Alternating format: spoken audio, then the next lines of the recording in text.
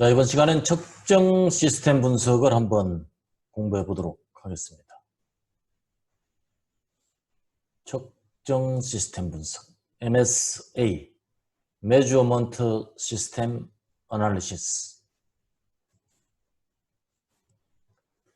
자, 측정 시스템 분석은 우리가 현재의 공정 능력을 측정한다든가 또는 SPC, 통계적 공정관리죠. Statistical Process Control 또는 식스 시그마 진행 과정에서 여러 가지 참 데이터를 수집해야 될 그런 필요성이 절실할 때 꼭 확인해야 되는 것이 측정 시스템 분석입니다. 자, 먼저 측정 시스템의 개요. 자, 측정 시스템이라는 게 과연 뭘까요? 자, 측정 시스템은 자, 기본적으로 측정하는 그 목적의 기계만을 의미하는 것은 아닙니다.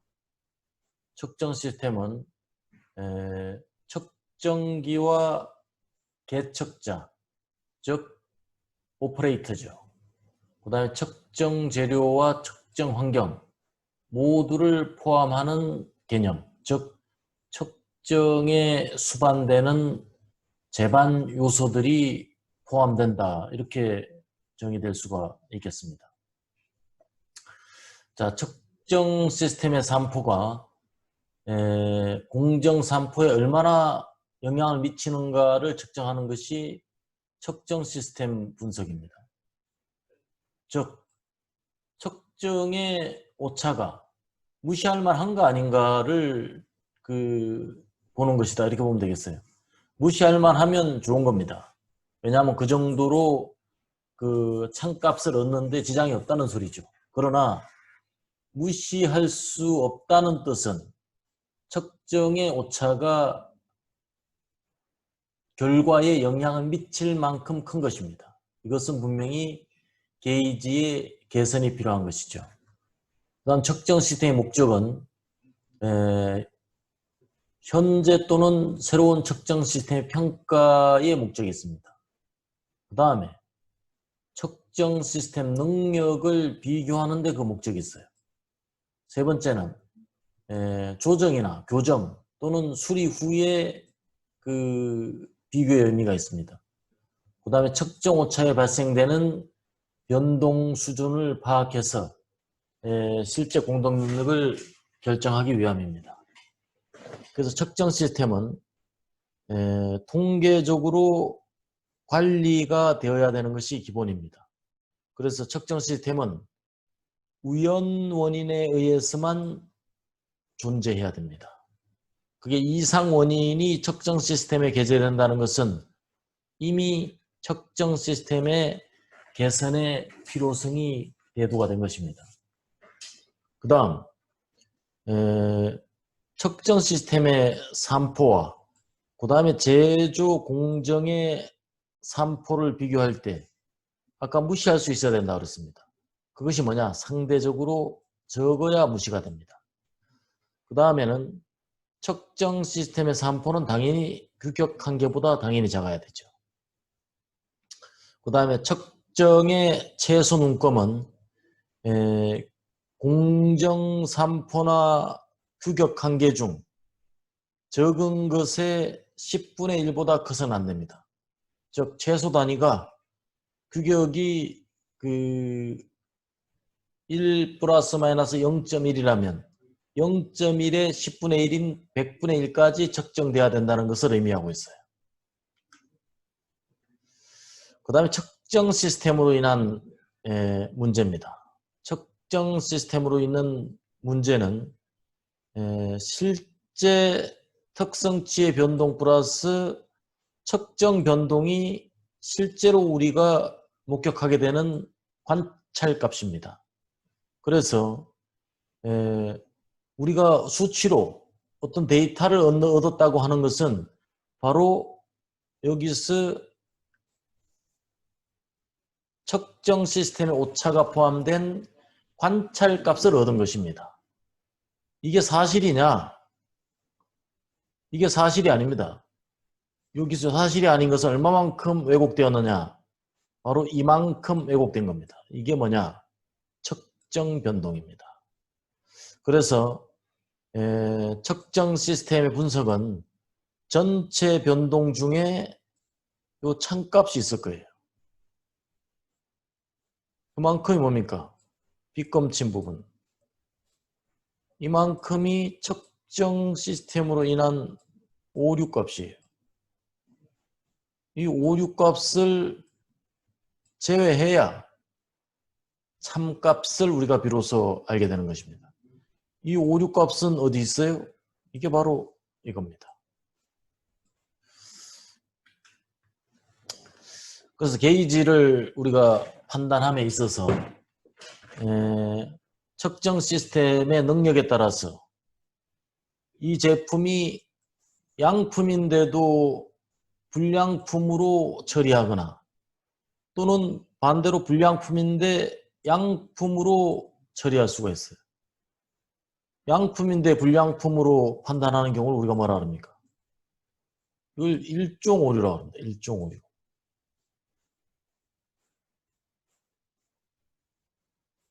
일종 오류.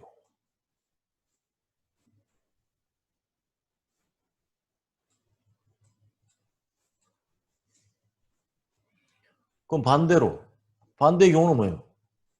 반대는 불량품을 양품이라고 하는 이걸 이종 오류라고 합니다. 이종 오류입니다. 다른 말로 이야기하면 그 범인을 죄가 없다고 풀어주는 거예요. 이게 이종 오류예요. 일종 오류는 뭐예요? 이거는 그 죄가 없는 사람을 감옥에 갖다 가두는 것입니다. 이게 일종 오류예요. 그래서 우리는 그 제조 현장에서 무수한 일종 오류와 이종 오류가 공존합니다. 그런데 일종 오류하고 이종 오류는 어느 하나를 감소시키고자 하면 어느 하나가 증가되는 속성이 있어요. 왜 그렇겠어요? 뭐 당연하죠. 죄가 없는 사람을 감옥에 가두는 일이 없게 하기 위해서 최대한 이런 억울함이 없으려면 관대하게 판단해야 됩니다. 엄격하게 판단하면 감옥에 가둬야 될 경우가 많아요. 그렇기 때문에 죄가 없는 사람을 감옥에 가두지 않으려면 죄인의 입장에서 판단을 해야 됩니다. 그러려면 죄가 있는데도 불구하고 세상에 풀어놓는 이종가호가 증가되게 될 수가 있습니다. 그래서 일종가호와 이종가호는 서로 독립이 아니다. 하나를 감소시키고자 하면 다른 하나가 증가하는 속성을 가지고 있습니다. 자, 여기서 이제 조원 게이지라고 하면 조원 게이지는 양품은 항상 이와 같이 양품이어야 됩니다. 이 범위 내에 드는 거죠. 불량품은 항상 불량품이에요. 이 규격 밖에 있는 겁니다. 그런데 나쁜 게이지는 살짝 이렇게 걸쳐져 있어요. 그러면 요 걸쳐 있는 요만큼 오류가 발생하는 것입니다. 이건 양품인데도 불구하고 불량품으로 판정하는 그야말로 제1종 오류가 발생하게 되는 거고. 자, 이 부분은 불량품인데도 불구하고 양품으로 판정하는 제2종 오류가 발생하게 되는 것입니다. 그래서 우리가 관찰된 프로세스 변동은 실제 프로세스 변동과 측정 변동으로 구분할 수가 있어요. 그래서 측정 프로세스 변동은 장기 변동이 있고 첫 번째, 두 번째 단기 프로세스 변동이 있습니다. 장기 변동은 뭐예요? 장기 변동은 그야말로 포엠의 변동을 우리가 말하는 거예요. 포엠의 변동은 뭡니까? 기본적으로 사람의 변동, 맨,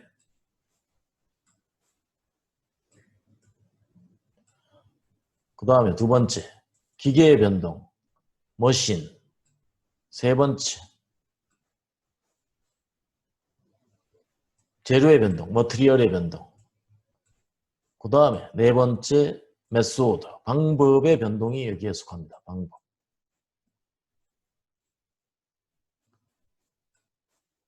자, 이것들이 보통 가장 전형적인 사람과 기계와 재료,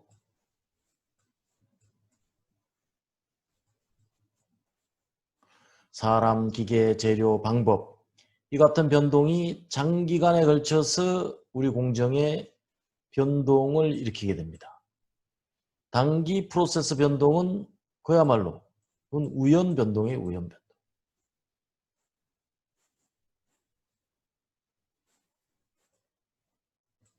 우연 변동. 소위 말해서 화이트 노이즈. 장기 변동, 포함의 변동은 뭡니까? 이건 이상 변동이라고 하고 블랙 노이즈라고도 합니다. 그래서 요 장기 프로세스 변동, 단기 프로세스 변동이 있고 척정 변동은 척정자, 오퍼레이터에 의한 변동입니다. 오퍼레이터. 작업자.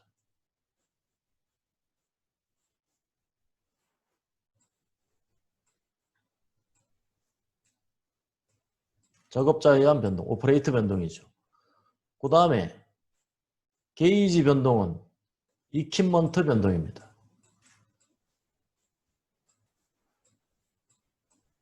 이퀴먼트 변동이. 즉 개척기 변동이라는 이야기입니다. 그래서 우리가 오퍼레이터 변동을 리프로듀셔빌리티, 그 다음에 이퀴먼트 변동을 갖다가 리피터빌리티, 즉 리피터빌리티를 우리가 뭐라 합니까? 이걸 반복성이라고 합니다. 반복성.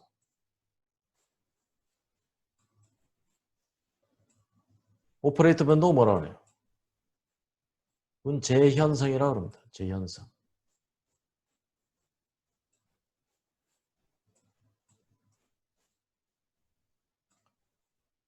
재현성.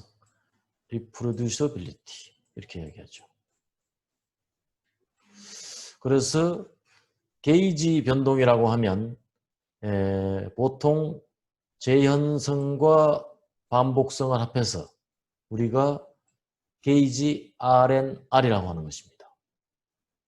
그 다음 이 공통으로 표본 내 변동이 있어요. 이거는 표본 내 변동이라는 것은 샘플링 변동입니다. 어떤 샘플을 취했느냐고 하는 그 샘플 과정과 편의, 그 샘플 채취의 기술상의 문제, 랜덤성의 문제, 어쨌든 다양한 샘플링 오차가 표본 내 변동이라고 하고요. 그래서 관측된 프로세스 변동은 실제 변동과 측정 변동으로 구분이 되는데 일단은 이쪽 장기 변동, 단기 변동은 뒤에 공정 능력 분석에서 다루도록 하고 지금 이 시간은 오퍼레이터 변동과 게이지 변동, 즉 측정자 변동은 재현성, 즉 리프로듀셔빌리티라고 했습니다. 그 다음에 게이지에 의한 변동은 크게 그 네 가지로 구분할 수가 있는데 게이지 변동은 정확성, accuracy, 평균에서 얼마나 떨어져 있느냐의 변동입니다. 그 다음에 안정성, 이거는 시간의 변화에 따른 그 변동이에요. 시간에 따른 타임의 변화에 따른 게이지가 어떠하냐. 선형성은 전체 측정 영역에 걸쳐서 예를 들어서 0.1에서 100cm까지를 측정할 수 있는 그런 계측기라면 변동은 이와 같이 전체 측정 영역에 걸쳐서 동일해야 됩니다. 산포가. 그런데 막 여기서 산포가 그 스케일이 커질수록 증가한다든가 이러면 게이지의 선형성이 없는 것입니다.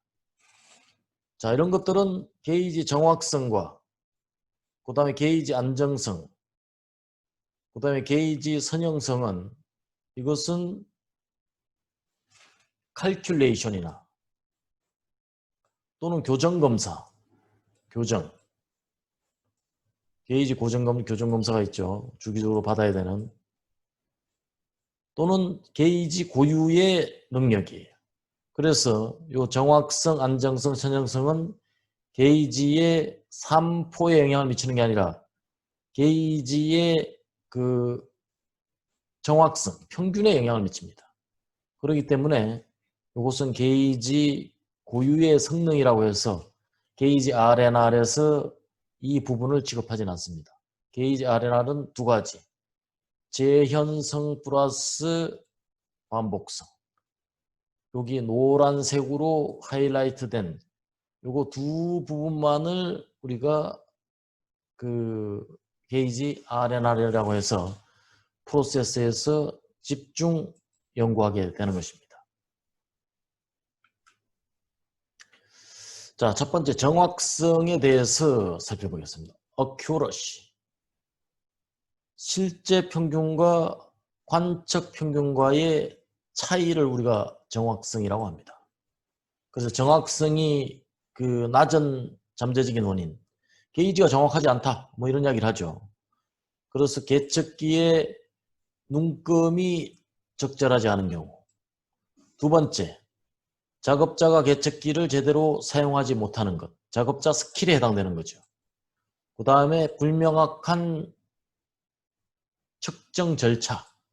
요거는 측정 매뉴얼이나 측정 표준화가 잘 이루어지지 않는 그런 경우죠. 세 번째는 인간적인 한계. 자, 이런 것들이 정확성이 낮아지는 잠재적인 요인들이 되겠습니다. 그 다음에 스테빌리티, 안정성이죠. 자, 타임 1과 타임 2에 측정한 그 차이가 안정성이라고 하겠습니다. 그래서 사실은 이 화살표가 거의 없어야죠. 거의 뭐 시간이 지났더라도 똑같은 개체에 대한 측정은 그 결과 또한 동일해야 됩니다. 자, 안정성이 낮은 잠재적인 원인은 첫째, 연속형 자료의 경우는 게이지가 필요시마다 교정되고 있지 않다. 이 바이어스가 시간에 따라서 틀어진 거예요. 게이지가 이 0점이 틀어진 경우입니다. 그다음 2산형 자료의 경우는 조작자가 바뀌었다든가 오퍼레이터가 바뀌었다든가 또는 소프트웨어가 변경됐다든가 해서 시간적 변화에 따라서 변동이 생긴 것입니다. 또는 계절적 요인이 발생될 수도 있어요.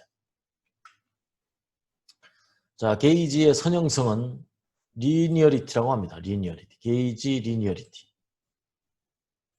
게이지 리니어리티는 측정 범위 전체에 있어서 일관성을 말합니다. 그래서 계측기는 보통 20에서 80% 사이에서만 사용하는 것이 바람직합니다. 그래서 너무 게이지 한 개를 무리하게 사용한다든가 하면 게이지가 마모되거나 또는 틀어지게 됩니다. 그래서 그 게이지 선형성은 정확도 최고에서 정확도 최저를 뺀 그 차이를 말하는데 그 차이는 전체 관측 영역에서 동일해야 됩니다. 자, 선형성이 낮은 잠재적 이유는 동작 범위의 하측과 상측에서 적절히 교정되지 않았다. 두 번째는 게이지가 낡았다. 이 두 가지 요인을 꼽을 수가 있겠습니다. 그 다음에 이제 지금까지 했던 선형성, 그 다음에 게이지의 안정성, 정확성은 게이지 평균에 영향을 미치는 항목이고요. 지금부터는 게이지 산포에 영향을 미치는 항목들입니다. 첫 번째는 반복성인데, 반복성은 뭐냐? 한 사람의 측정자가 동일한 측정기로 동일한 대상을 측정한 결과에 발생되는 차이예요. 그래서 동일하게 측정했는데 이만큼의 산포가 발생했습니다. 왜 그럴까요? 이거는 계측기 산포로 보는 것입니다. 이거는 계측기 산포.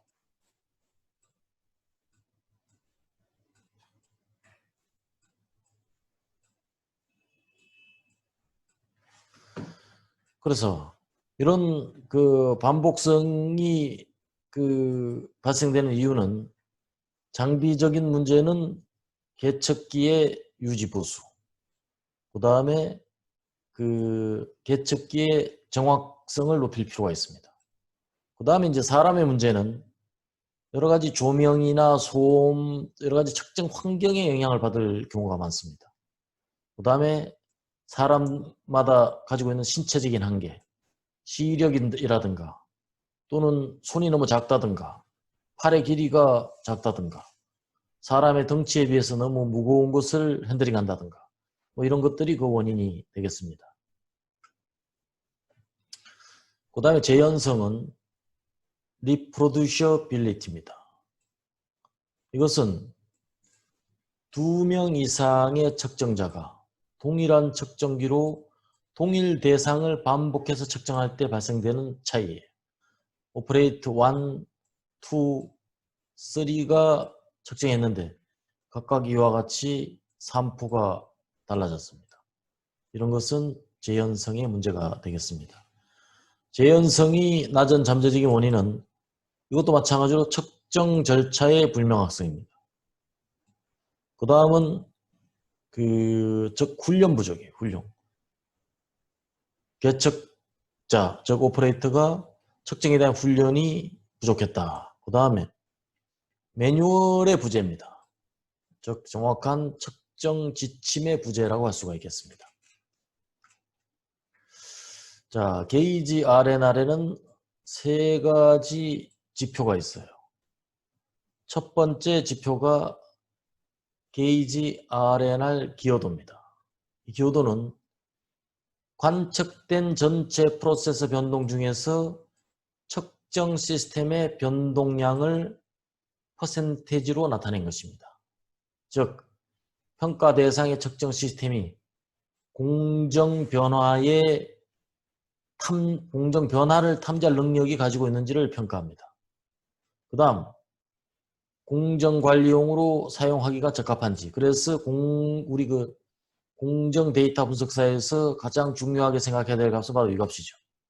그 다음에 판별 지표, Number of Distinct Category, 변별적 변주 또는 판별 지표라고도 합니다. 그래서 측정 시스템의 구별력을 평가하는데 측정 시스템이 구별할 수 있는 부품군의 수, 이것을 갖다가 우리가 판별 지표라고 합니다. 공정 전반의 편차를 몇 개까지 분할해서 측정할 수 있는가를 나타냅니다. 주로 게이지의 해상도에서 기인할 경우가 많이 있어요.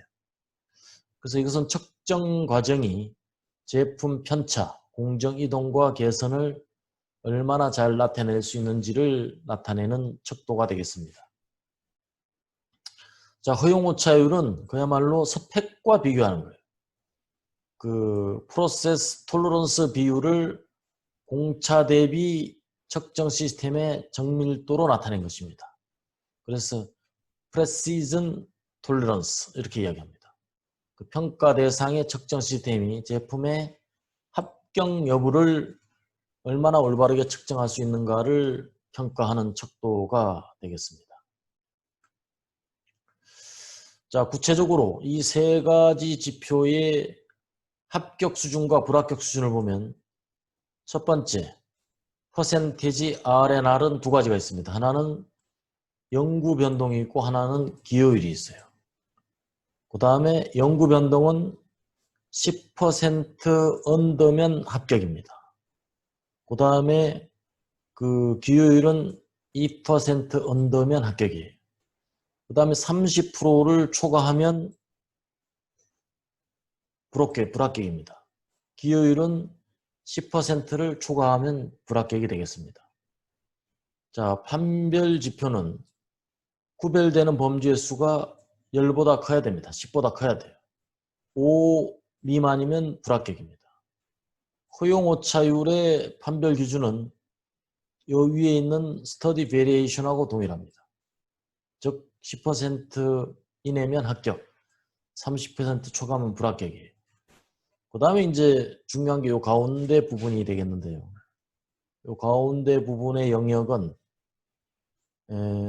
이 측정의 중요성과 그 다음에 이 측정 시스템을 개선하기 위해서는 비용이 수반되게 되는데 그 중요성과 비용을 판단해서 이 측정 시스템을 개선할 것인가 말 것인가를 판단하는 것이 바로 이 영역에 속한다고 할 수가 있겠습니다. 그 다음에 측정 시스템 분석 실습을 한번 해보도록 하겠습니다. 첫 번째는 이제 계량형 게이지 R&R이 되겠습니다. 자, 문제의 상황을 한번 보도록 하겠습니다. 자, A사는 측정 시스템 분석을 위해서 임의로 10개의 제품을 추출했어요. 10개의 제품 추출. 두 번째, 3명의 오퍼레이터. 2번 반복. 이게 기본적인 요건이에요. 자, 부품 수는 대략 한 10개 정도의 그 부품을 선택을 합니다. 근데 그 10개의 부품은 그 아주 그 우수한 부품만 채취하는 것도 아니고 불량품을 채취하는 것도 아니고 그냥 공정 전반에 걸쳐서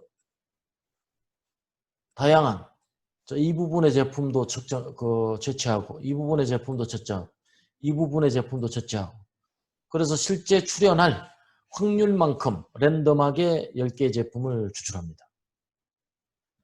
오퍼레이터는 2명 이상이면 되겠습니다. 그 다음에 최소한 2번 이상씩 반복 측정해야 됩니다.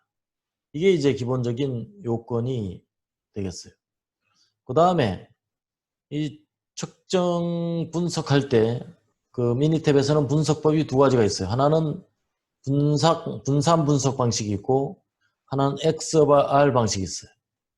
분산 분석 방식은 오퍼레이터와 부품의 그 교호작용, 소위 말한 인터랙션까지를 분석할 수 있게 해줍니다. 교호작용까지를 분석할 수가 있어요.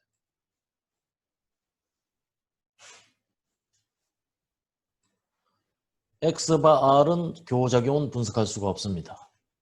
그래서 뭐 그냥 디폴트로 그 분산 분석 방식이 되어 있기 때문에 우린 자연스럽게 교호작용까지가 분석이 가능하겠습니다.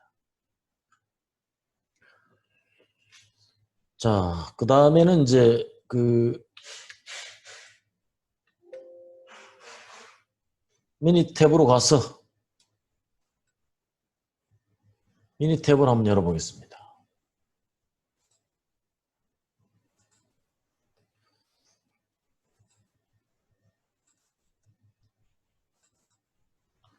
자,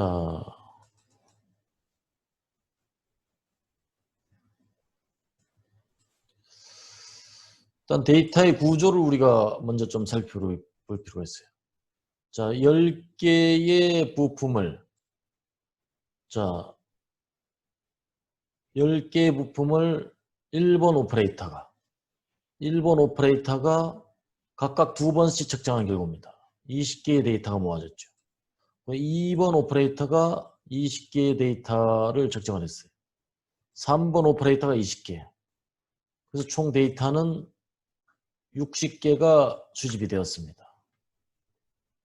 자, 이럴 경우에 실제 우리가 그 측정 시스템 분석을 하기 위해서는 이 데이터 배열을 해야 되는데 배열을 할 때 자, 어떻게 하는가?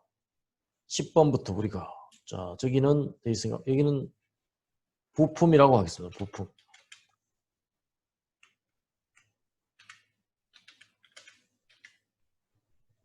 그 다음에 여기는 오퍼레이터, 즉 측정자라고 하겠습니다.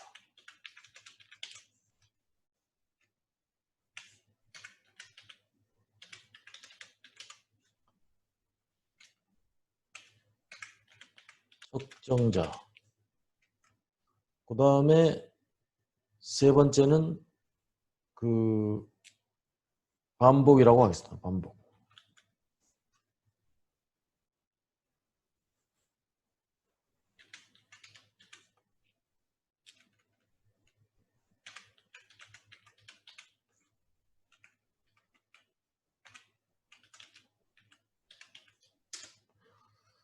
그 다음에 이제 결과는 y 값이죠.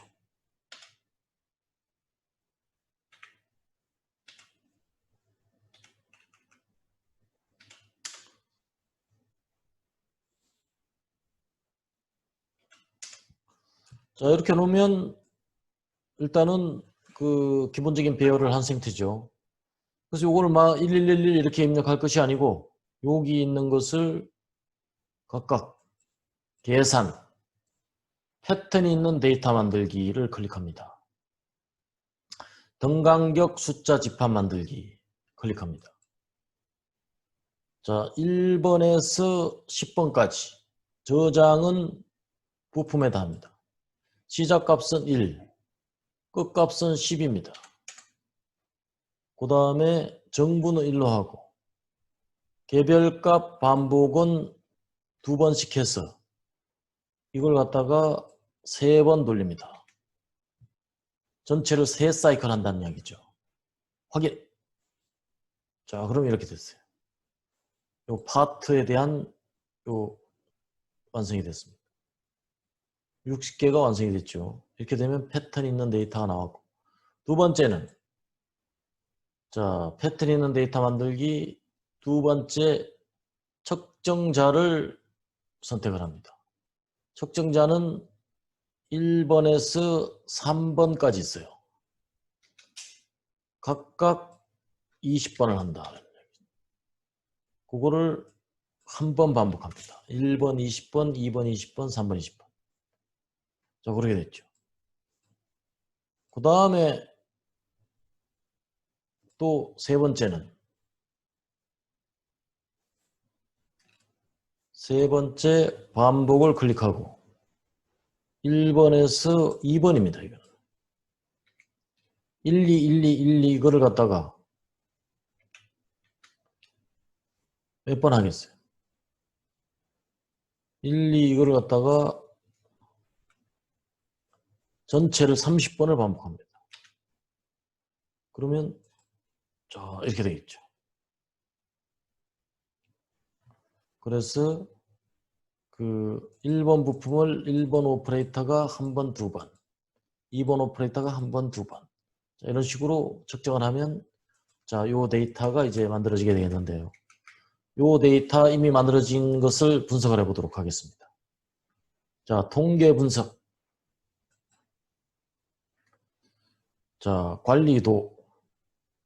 관리도가 아니고 품질 도구로 가서 게이지 연구로 갑니다. 게이지 연구에 게이지 교차 연구로 가도록 하겠습니다. 교차 연구 클릭합니다. 자, 여기서 시료 번호는 자, 파트.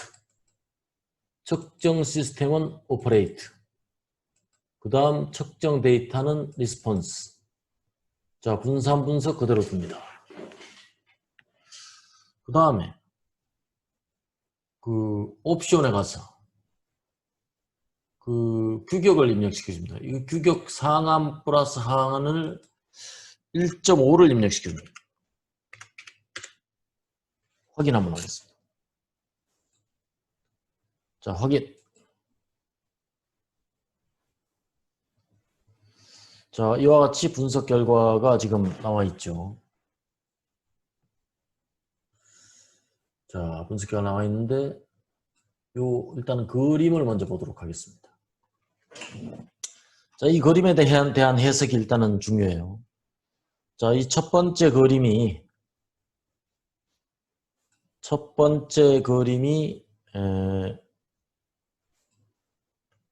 자, 요 그림이죠. 자, 요 그림이 기본적인 그 게이지 RNR 값을 시각적으로 볼 수 있는 그림이에요. 자, 요게 부품의 변동입니다. 부품 변동. 그 다음에 요게 그 첫 번째 게 반복성이고 두 번째 게 재현성입니다. 그러면 그 반복성과 재현성으로 볼 때 어떻게 됩니까? 반복성보단 재현성이 값이 조금 큰 상태죠. 그 다음에 그 두 개를 합한 값이 요 게이지 RNR 값이 되겠습니다. 요 값과 요 전체 부품의 변동, 부품의 변동과 게이지 변동, 이 그 차이가 부품 변동에 비해서 상대적 차이가 게이지 변동을 무시할 수 있느냐 없느냐의 그 문제입니다. 그래서 대략 그림으로 보면 여기서 이 게이지 변동 값이 대략 빨간 값이 영구 스터디 베리에이션이죠. 이게 한 10% 돼야 되는데 지금 10%보다는 다소간 조금 커 보입니다. 그래서 이 제품은 그 분석 결과를 한번 봐야 되겠어요. 그래서 분석 결과를 보고 최종적으로 판단을 할 필요가 있겠습니다. 그 다음에 두 번째 그림. 두 번째 그림은 요 표본 평균을 볼 필요가 있는데요.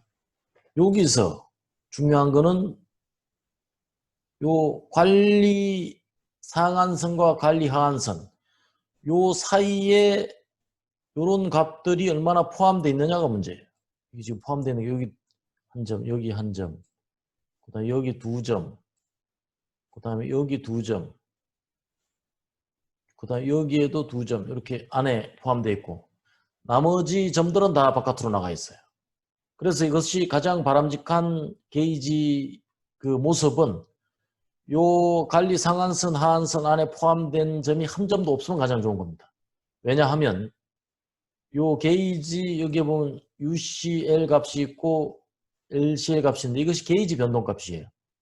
만약에 게이지 변동 값이 0이라면 관리 상한선과 하한선이 서로 딱 붙어서 공간이 하나도 없을 거 아니겠습니까? 그러면 모든 점들이 바깥으로 벗어나게 되는 것이죠. 그래서 좋은 게이지는 모든 점들이 바깥으로 벗어나게 됩니다. 그 다음에 여기 R 관리도가 있는데 R 관리도는 오퍼레이터가 두 번씩 측정을 했죠. 그래서 첫 번째 측정한 거하고 두 번째 측정한 거하고 차이가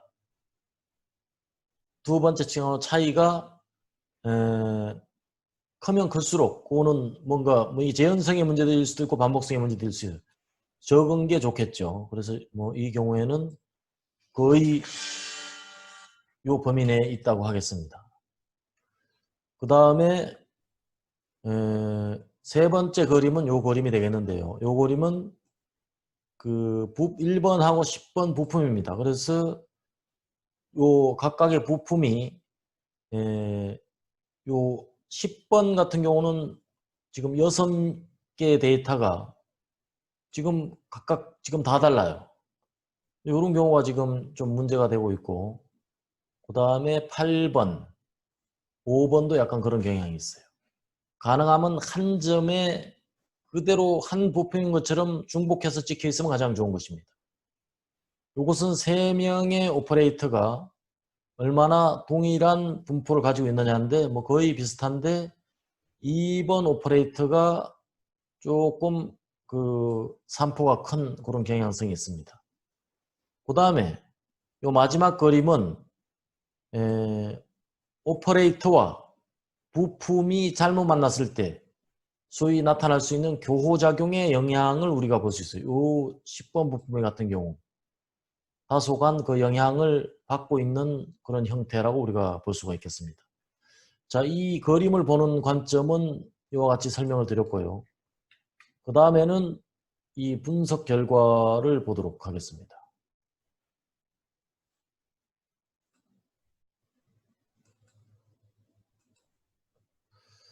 자, 다시 세션란으로 가서 분석 결과를 보면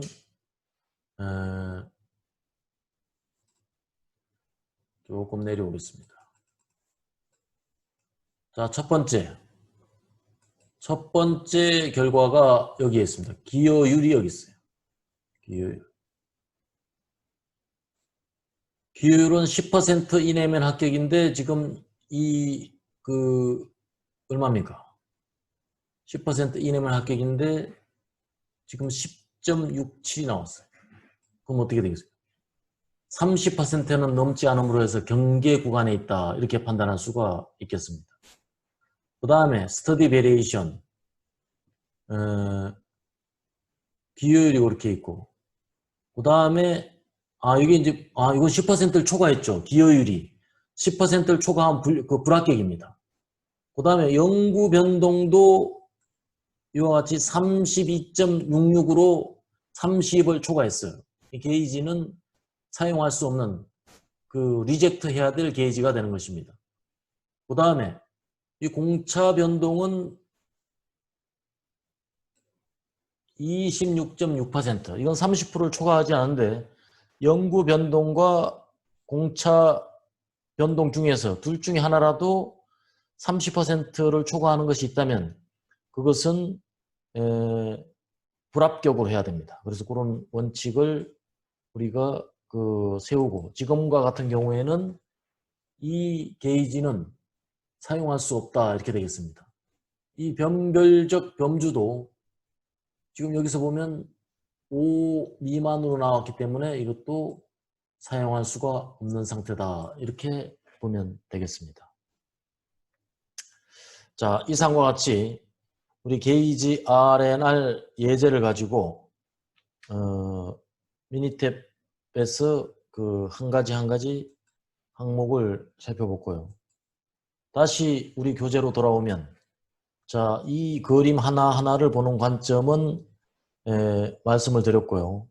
여기서 다시 한번 리뷰를 하면, 자, 이 게이지는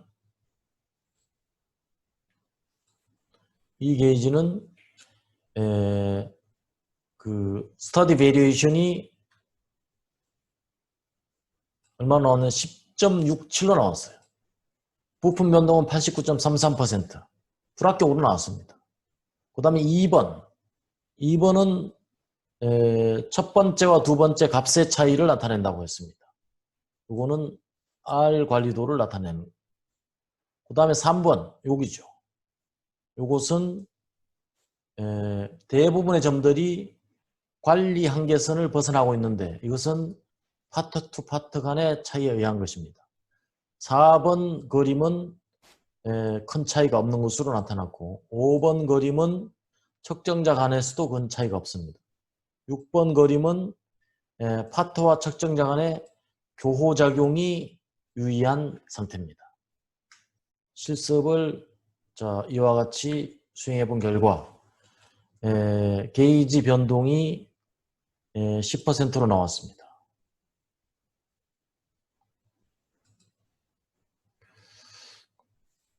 그래서 이것은 우리가 불합격으로 판정을 했고, 이것도 같은 결론을 내려줬어요.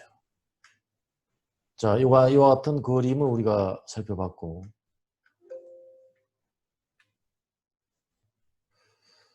자, 그래서 최종적으로 게이지 실습까지를 우리가 수행을 해봤습니다. 자, 여기까지 해서 측정 시스템 분석에 대해서 우리가 공부를 해봤고요. 잠시 쉬었다가 다음 순서 계속 진행을 하도록 하겠습니다.